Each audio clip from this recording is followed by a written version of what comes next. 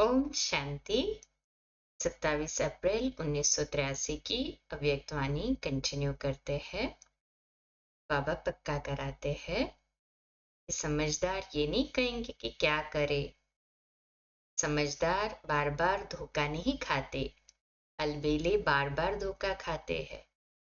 Safety के साधन होते हुए अगर कार्य में नहीं लगाते तो उसको क्या कहेंगे। जानता हूं कि नहीं होना चाहिए लेकिन हो रहा है, इसको कौन सी समझदारी कहेंगे। दृढ़ संकल्प वाले बनो। परिवर्तन करना ही है, कल भी नहीं आज, आज भी नहीं अभी। इसको कहा जाता है महावीर, राम के आज्ञाकारी। आज तो मिलने का दिन था, फिर भी बच्चों ने मेहनत की है तो मेहनत का फल रिस्पॉन्ड देना पड़ा। लेकिन इन कमजोरियों के साथ ले जाना है।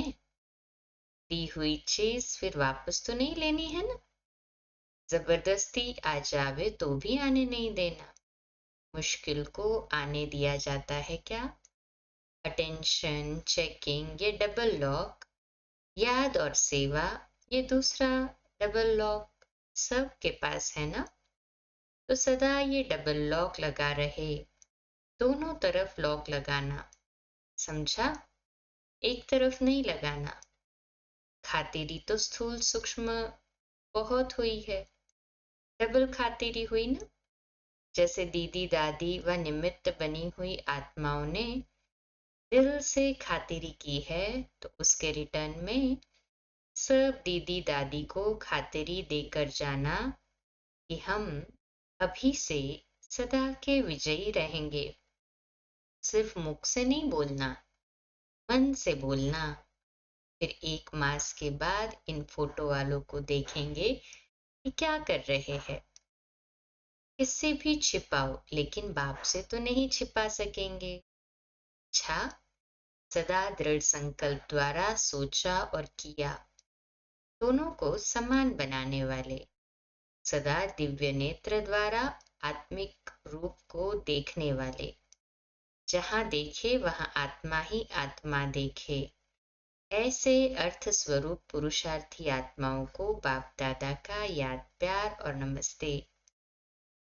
फिर 30 अप्रैल 1983 की मुरली, इसका शीर्षक है परम पूज्य बनने का आधार। परम पूज्य महान आत्मा बनाने वाले, श्रेष्ठ पद की प्राप्ति कराने वाले शिव बाबा बोले, सभी मधुबन महान तीर्थ पर मेला मनाने के लिए चारों ओर से पहुंच गए हैं। इसी महान तीर्थ के मेले की यादगार अभी भी तीर्थ स्थानों पर मेले लगते रहते हैं। इसी समय का हर श्रेष्ठ कर्म का यादगार चरित्रों के रूप में, गीतों के रूप में अभी भी देख और सुन रहे हो।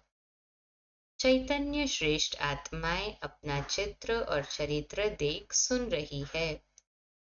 ऐसे समय पर बुद्धि में क्या श्रेष्ठ संकल्प चलता है। समझते हो ना कि हम ही थे, हम ही अब है और कल्प कल्प हम ही फिर होंगे। ये फिर से की स्मृति और नॉलेज और किसी भी आत्मा को, महान आत्मा को, धर्म आत्मा को व धर्म पिता को भी नहीं है। लेकिन आप सब ब्राह्मण आत्माओं को इतनी स्पष्ट स्मृति है व स्पष्ट नॉलेज है जैसे 5000 वर्ष की बात कल की बात है। कल थे, आज है, फिर कल होंगे। तो आज और कल इन दोनों शब्दों में 5000 वर्ष का इतिहास समाया हुआ है। ना सहज और स्पष्ट अनुभव करते हो, कोई होंगे वह हम ही थे, हम ही हैं। जड़ चित्रों में अपने चैतन्य श्रेष्ठ जीवन का साक्षात्कार होता है। वह समझते हो कि ये महारथियों के चित्र है, वह आप सबके है। भारत में 33 करोड़ देवताओं को नमस्कार करते हैं, अर्थात आप श्रेष्ठ ब्राह्मण सो देवताओं के अंश के भी वंश, उनके भी वंश। सभी का पूजन नहीं तो गायन तो करते ही है। तो सोचो, जो स्वयं पूर्वज है उन्हों का नाम कितना श्रेष्ठ होगा, और पूजन भी पूर्वजों का कितना श्रेष्ठ होगा। 9 लाख का भी गायन है ना, उससे आगे 16,000 का गायन है, फिर 108 का, और फिर 8 का है, उससे आगे युगल दाने का। नंबरवार है ना। गायन तो सभी का है, क्योंकि जो भाग्य विधाता बाप के बच्चे बने, इस भाग्य के कारण उन्हों का गायन और पूजन दोनों होता है। लेकिन पूजन में 2 प्रकार का पूजन है। एक है प्रेम की विधि पूर्वक पूजन, और दूसरा है सिर्फ नियम पूर्वक पूजन।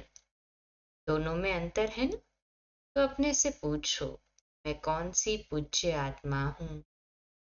पहले भी सुनाया था कि कोई कोई भक्त देवता नाराज न हो जाए, इस भय से पूजा करते हैं, और कोई कोई भक्त दिखावा मात्र भी पूजा करते हैं, और कोई कोई समझते हैं भक्ति का नियम व फर्ज निभाना है।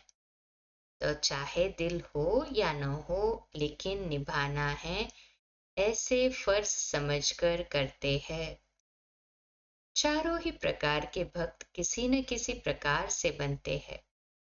यहाँ भी देखो, देवात्मा बनने वाले, ब्रह्मा कुमार कुमारी कहलाने वाले भिन्न भिन्न प्रकार के हैं। नंबर 1 पूज्य, सदा सहज स्नेह से और विधि पूर्वक याद और सेवा व योगी आत्मा, दिव्य गुण धारण करने वाली आत्मा बन चल रहे हैं।